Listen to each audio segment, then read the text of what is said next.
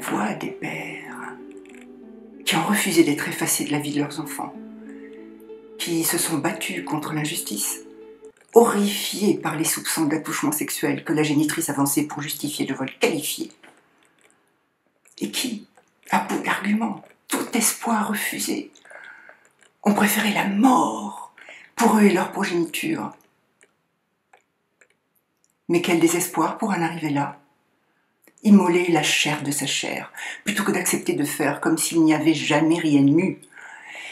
Ni histoire d'amour avec cette femme merveilleuse, amoureuse alors, ni bonheur éblouissant de la paternité, ces gazouillis joyeux, ces balbutiements attachants. Comment accepter d'être effacé après avoir vécu ces moments bouleversants de l'éveil à la vie qu'on a engendré? Et le monde entier en fait des monstres de ces pauvres pères désespérés. Oh, je ne te parle pas des vrais monstres. Ceux qui battent leurs compagnes, terrorisent leurs enfants, les massacrent. Ça, c'est difficile à comprendre. Mais il ne faut pas oublier qu'ils ont eu des mères eux aussi. Et des pères imparfaits qui ont eu des mères. Oui, tout vient de la mer. Comme tout ce qui pousse vient de la terre. Les hommes de ma vie avaient tous des mères. Il n'y avait donc pas d'espoir. Et si tous les malheurs du monde venaient des mères, cette femme désarmée devant les besoins insatiables de son enfant, n'est-elle pas en train de fabriquer la frustration originelle, responsable de bien des maux dont la terre entière pâtira? Ces rois de la finance qui affament le monde, ces êtres implacables, uniquement préoccupés des cours de la bourse, ont-ils seulement connu la douceur du sein maternel?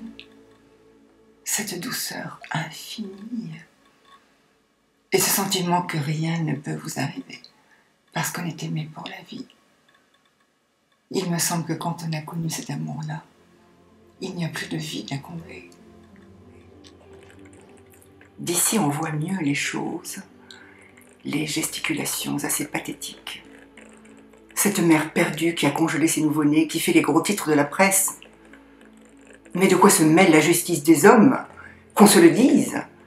Une femme a droit de vie ou de mort sur la petite chose qu'elle a fabriquée avec sa chair et qui sort d'elle. La raison est impuissante devant cette réalité biologique, animale.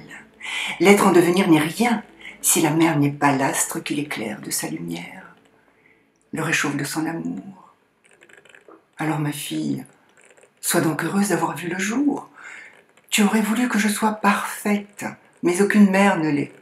Certes, tombée sur moi, mais réfléchis, cela pouvait être bien pire. Tiens, tu aurais été très jolie dans un congélateur, toute blanche, éthérée, les traits figés pour l'éternité.